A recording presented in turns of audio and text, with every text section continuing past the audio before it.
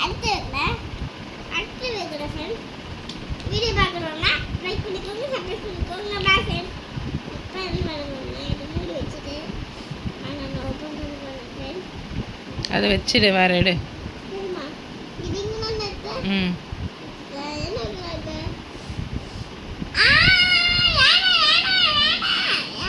போடவா ஃபஸ்ட்டு